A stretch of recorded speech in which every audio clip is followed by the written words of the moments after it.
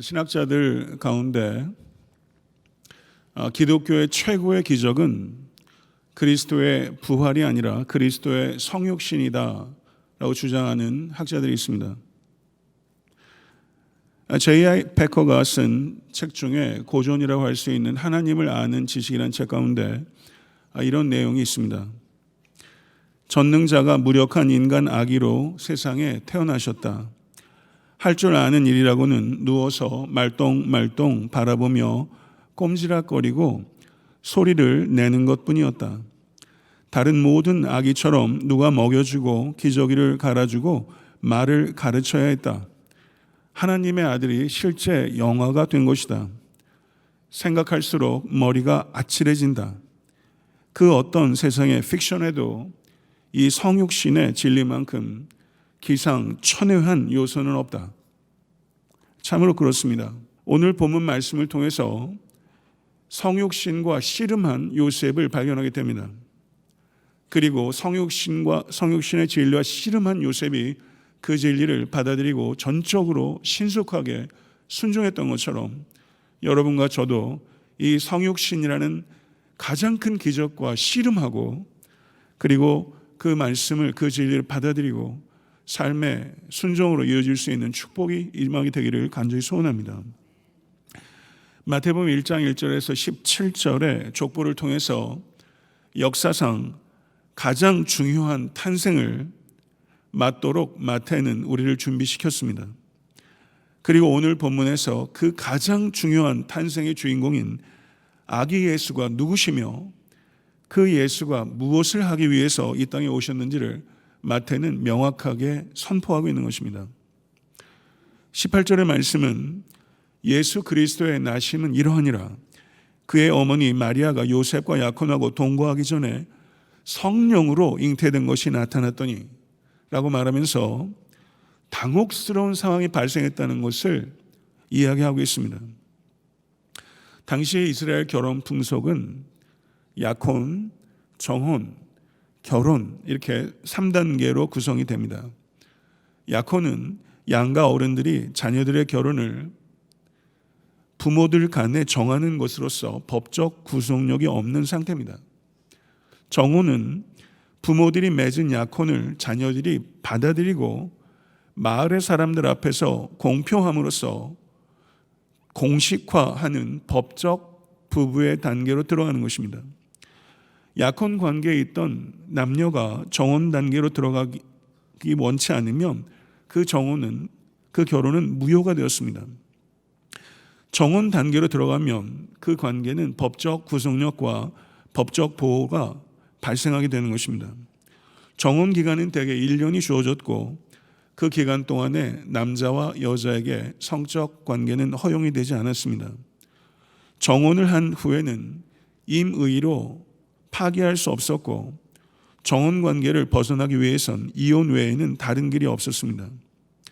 결혼은 결혼식 후에 남편이 아내를 데리고 와서 같이 부부로서 살아가기 시작하는 것입니다. 지금 요셉과 마리아는 이 약혼과 정혼과 결혼 3단계 중에서 정혼 단계에 있었던 것이고 두 사람은 법적으로 이미 부부였으며 결혼식만을 앞두고 있었던 상태였던 것입니다. 그런데 정혼 단계에서 마리아가 성령으로 잉태된 것입니다. 요셉은 의로운 사람이었습니다. 성경에서 의롭다라고 했을 때는 분명히 모세 율법을 순종하는 경건한 사람이었다라는 뜻입니다. 그런데 율법에 대한 이 요셉의 순종은 율법주의가 아니었습니다. 그는 마리아에게 율법을 가장 엄격하게 적용하는 것을 거부했던 것입니다. 그는 선택할 수 있었습니다. 마리아를 마을 앞으로 데려가서 공개적인 재판을 통해 이혼에 이르는 것을 선택할 수도 있었고 개인적으로는 두 사람의 증인들 앞에서 이혼 증서를 써줌으로 인해서 은밀한 이혼을 선택할 수도 있었습니다. 근데 요셉은 의로운 자로서 은밀한 이혼을 택했던 것입니다. 요셉은 율법에 따라 의를 지키면서도 마리아가 공개적인 수치를 당하고 돌로 쳐 죽임을 당하지 않도록 긍휼을 베풀었던 것입니다. 성도 여러분, 요셉은 의를 포기하지도 않았고 긍휼을 포기하지도 않았던 것입니다. 성도 여러분, 예수님께서 마태복음 5장에서 팔복의 가르침을 주고 계신데요, 네 번째 복이 무엇인지 아십니까? 의에 줄이고 목마른 자는 복이 있나니 그들이 배부를 것이며, 다섯 번째 복이 무엇인지 아십니까? 긍휼히 여기는 자는 복이 있나니 그들이 긍휼히 여김을 받을 것이며. 성경에 나온 이와 같은 순서도 매우 중요합니다. 의에 줄이고 목마른 자, 긍휼히 여기는 자. 왜 이 두 개의 복이 연이어 나타나고 있는 것일까요? 그것은 의와 긍휼이 반드시 결합되어야 되기 때문입니다. 긍휼이 없는 의는 의가 아니기 때문입니다. 의가 없는 긍휼은 진실을 왜곡하며, 긍휼이 없는 의는 진실을 전락시킵니다. 의와 긍휼은 반드시 만나야 합니다. 요셉 안에서 의와 긍휼이 만났으며, 예수 그리스도의 십자가 안에서 의와 긍휼이 통합되어 역사상 가장 완전하게 계시가 된 것입니다. 믿으십니까? 20절과 21절은 하나님의 계획이 계시되고 있습니다. 여기에서 우리 말에는 번역이 되어 있지 않는데요, 헬라어로 이두라는 단어가 있습니다. 누가가 특히 이 이두라는 단어를 활용하는데요, 마태복음에도 곳곳에 있습니다. 이 이두라는 말은 보라라는 뜻입니다. 보라, 이 일을 생각할 때 보라, 주의 사자가 현몽해요. 거기에 보라가 있는 것입니다. 우리 번역에 생략되어 있어요. 이 보라라는 말을 통해서 마태는 중요한 사건이나 중요한 메시지가 이어질 것이라는 것을 강조하고 있는 것입니다. 요셉이 자신의 계획을 생각할 때 보라, 주의 사자가 현몽한 것입니다. 마태복음에는 주의 사자가 현몽한 것이 예수님의 유아기에 3번 등장합니다. 오늘 본문인 1장 20절에 처음이며, 두 번째는 2장 13절에 애굽으로 피신하라는 꿈이 두 번째며, 세 번째는 2장 19절에서 20절에 이스라엘로 돌아가라. 요셉에게 주의 사자가 현몽한 것이 3번이에요. 근데 주의 사자가 요셉을 뭐라고 부르는지 보세요. 다윗의 자손 요셉아. 다윗의 자손 요셉아. 신약 성경에서 예수님 외의 사람을 다윗의 자손이라고 부른 유일한 경우가 바로 여기 있습니다. 예수님께서 법적으로 생물학적으로가 아니라 법적으로 요셉의 아들로서 다윗의 계통을 상속하고 있다는 것을 명확하게 나타내고 있는 것입니다. 요셉은 다윗의 자손입니다. 그러나 요셉은 a son of David입니다. 한 명의 다윗의 자손입니다. 그렇지만 예수님은 the son of David입니다. 이것은 하늘과 땅의 차이입니다. 시편 110편 1절에 시편 110편 1절 다시 한번 읽어보겠습니다. 여호와께서 내 주에게 말씀하시기를 내가 내 원수로 내 발등상 되게 하기까지 너는 내 우편에 앉으라 하셨도다. 여호와께서 내 주에게 말씀하시기를, 다윗이 얘기해요. 내 주가 누굴까요? 예수 그리스도예요. 다윗은 선지자로서 예수 그리스도를 바라본 거예요. 다윗이 내 주라고 말한 이가 다윗보다 선지하셨던 예수 그리스도입니다. 다윗이 주라고 불렀던, 다윗보다 먼저 계셨고 다윗보다 크신 유일무이한 다윗의 자손 예수 그리스도 믿으십니까? 예수님은 a son of David이 아니라 the son of David, 만왕의 왕이신 예수 그리스도, 그분께서 이 땅에 가져오신 나라는 영원히 망하지 않는 하나님의 나라인 것입니다. 믿으십니까? 동정녀 탄생은 기독교 신앙을 받아들이는데 참 어렵게 하는 요소입니다. 그렇기 때문에 신앙을 받아들이기 가장 어렵게 하는 요소가 성경에 있다는 것은 교회가 이것을 만들지 않았다는 증거입니다. 예수 그리스도의 성령 수태는 교회가 만들어낸 사기가 아니라 교회를 만든 사건입니다. 믿으십니까? 예수님께서 하나님의 아들이 아니시라면 그분의 십자가의 죽음은 구원의 의미를 가질 수 없으며 단지 실패에 불과한 것입니다.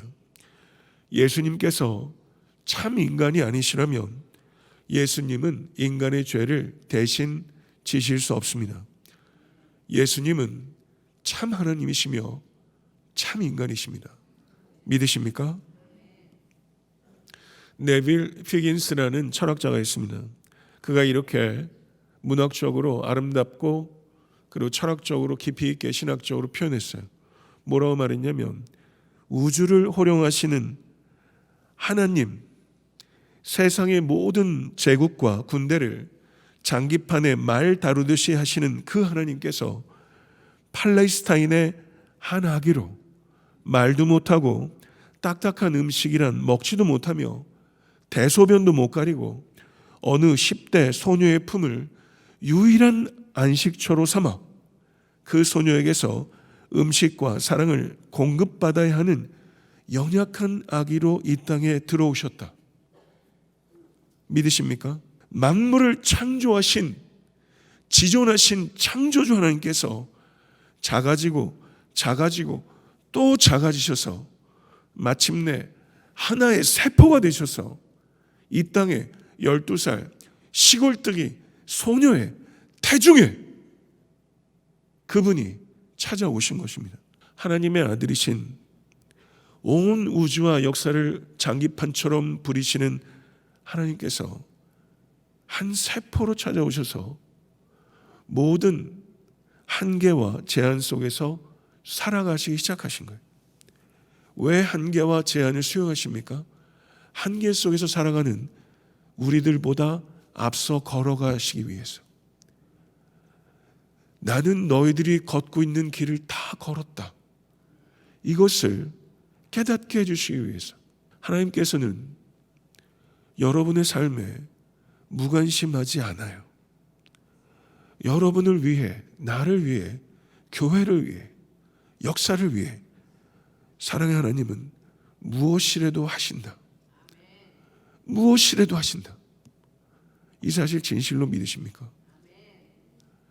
이걸 진실로 믿는 사람이 성육신을 씨름한 사람이에요. 성육신을 머리로 아는 사람은 이걸 진실로 받아들일 수 없어요. 성육신을 정말 씨름해야 이걸 깨달아요. 천사는 이 악의 이름을 예수라 하라. 1세기의 팔레스타인의 가장 흔한 이름이 예수예요. 구약 성경의 여호수아, 히브리어로 여호수아, 헬라어로 예수. 이 뜻은 저를 한번 따라해 보세요. 여호와께서 구원하신다. 여호와께서 구원하신다. 이 이름을 유대인들이 많이 줬어요. 여기에 유대인의 소망이 있는 거죠. 유대인들이 아들들의 이름을 예수라고 부르면서 올 것 같은 이 희망을 붙잡았던 거예요. 그들은 예수란 이름을 지으면서 정치적 구원, 경제적 구원, 사회적 구원을 꿈꿨습니다. 그렇지만 천사는 이 아기의 이름을 예수라 하라 하면서 죄로부터의 구원을 꿈꾼 거예요. 인간의 가장 보편적이고 가장 심각하고 인간 스스로 해결할 수 없는 문제는 죄의 문제입니다. 믿으십니까?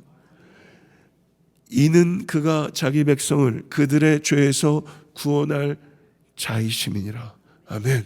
구원자 예수께서 2000년 전에 이 땅에 침입하셨습니다. 이 땅에 오신 날이 세계사에서 최고의 날이었으며 구원자 예수께서 여러분과 저의 영혼 가운데 들어오신 날이 개인사 속에서 최고의 날입니다. 믿으십니까? 주님과 동행하고 계십니까? 주님과 동행을 하는 매일 매순간이 최고의 날입니다. 여러분과 저의 매일 매순간이 최고의 날이 연속이 되실 수 있게 되기를 간절히 축원합니다. 예수 안에서 모든 일이 됐습니다. 주께서 선지자로 하신 말씀을 이루려 하심이니 이르시되 보라 처녀가 잉태하여 아들을 낳을 것이요 그의 이름은 임마누엘이라 하리라 하셨으니 이를 번역한즉 하나님이 우리와 함께 계시다. 아멘. 하나님이 우리와 함께 계시다. 이게 구약성경 이사야 7장 14절의 성취예요. 임마누엘에 대한 기독론의 크리스탈로지에 대한 강조, 마태복음에 특별히 강조가 되어 있는데요.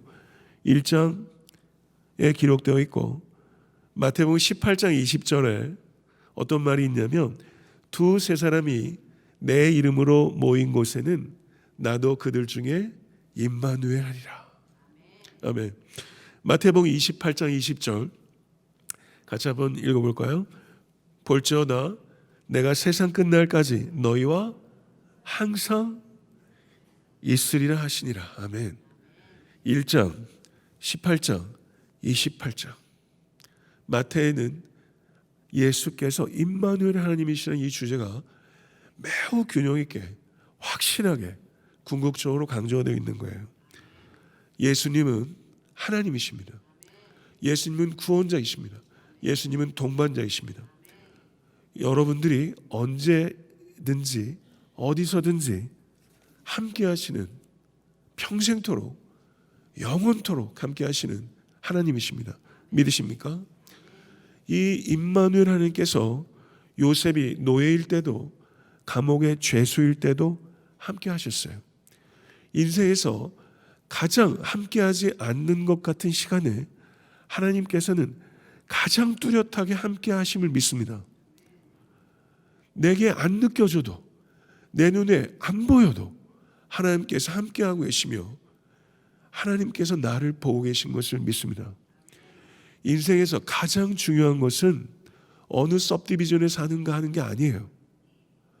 어디에 사느냐 하는 게 아니에요. 누구와 사느냐 하는 거예요. 하나님과 함께 사십시오. 하나님과 영원히 함께 있는 곳이 천국이요, 하나님과 영원히 단절된 것이 지옥이에요. 천국과 지옥은 하나님의 임재로 갈리는 거예요.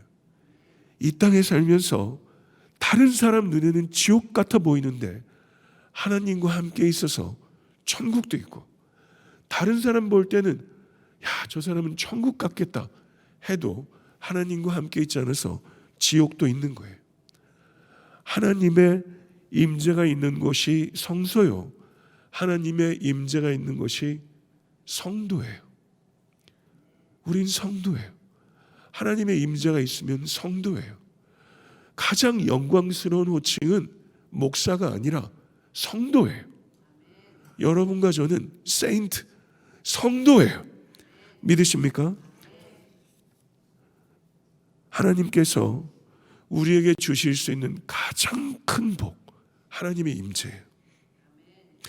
내가 과연 너희를 버리지 아니하고 과연 너희를 떠나지 아니하리라. 아멘. 히브리서 13장 5절의 말씀이에요. 이 약속이 나에게, 여러분에게 주어진 약속인 것을 믿습니다. 하나님의 임재를 최고의 복으로 여기며 이 복을 붙잡고 살아가는 것이 최고의 능력인 줄로 믿습니다. 하나님께서 함께 하십니다. 이것을 붙잡고 산다고 해도 삶의 상황이 꼭 호전된다는 것을 의미하는 건 아니에요. 일정 기간 동안 더 악화될 수도 있어요. 종살이 살다가 감옥살이 하잖아요. 하나님의 임재 안에 있다고 해서 금방 문제가 바뀐다, 그렇지 않아요. 하나님께서 함께 하시면 어떠한 상황 속에서도 성도는, 저를 한번 따라해 보시죠.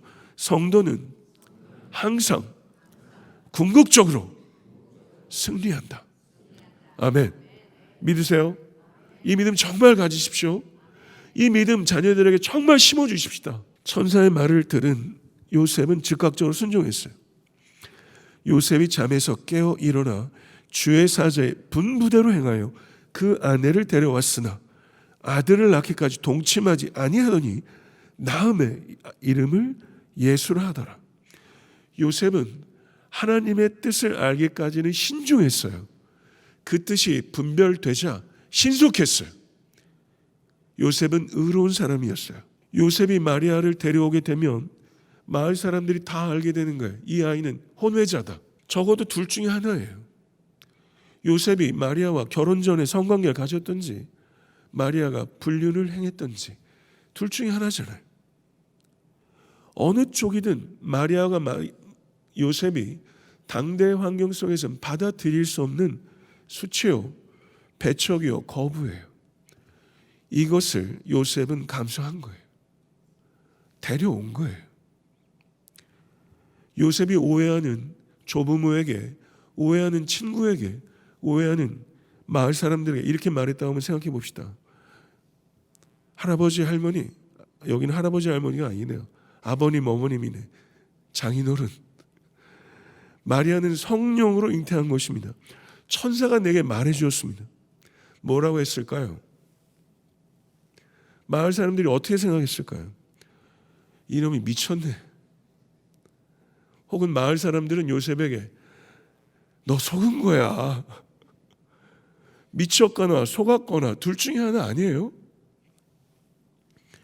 예수님을 받아들인다는 것, 예수님을 이 탄생을 받아들인다는 것, 비웃음을 감수할 용기가 없이는 못 받아들이는 거예요.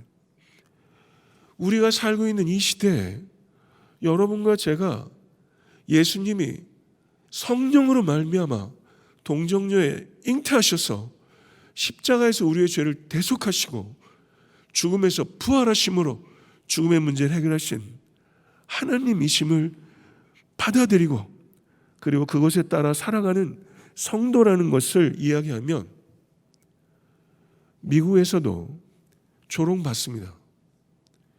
미국에서도 멸시받습니다. 박해받을 가능성이 농후해지고 있습니다. 제가 주중에 디자인 회사를 다니는 한 청년 부부를 만나서 이야기를 했는데요. 동성애 잘하는 걸 얘기하면 사람들이 다 인정해 주는데 그리스도인이라고 말하면 경멸한답니다.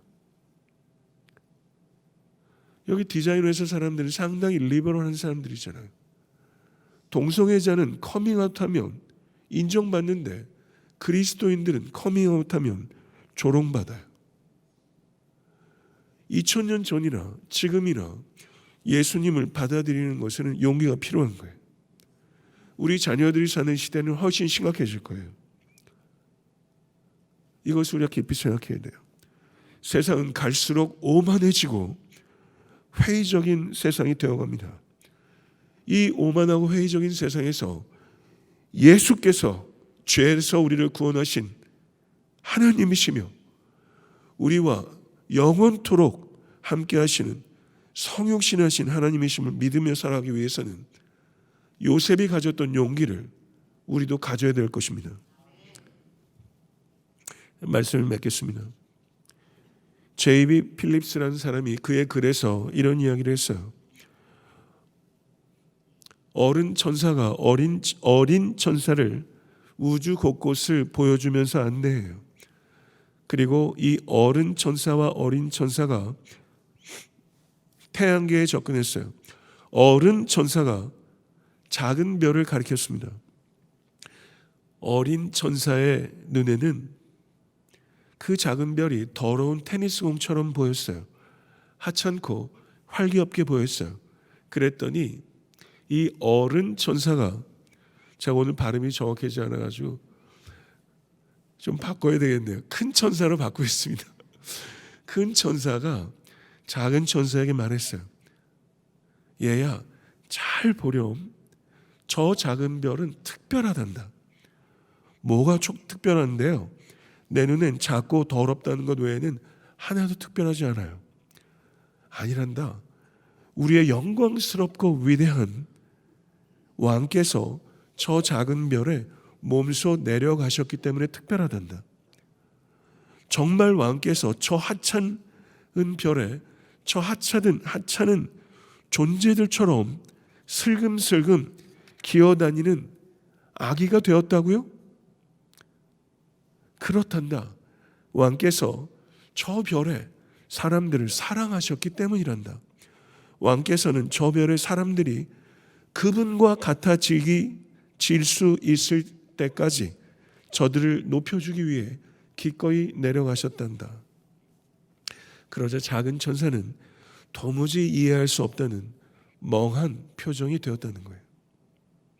성도 여러분, 예수님께서 한 세포로 작아지셔서 찾아오셨습니다.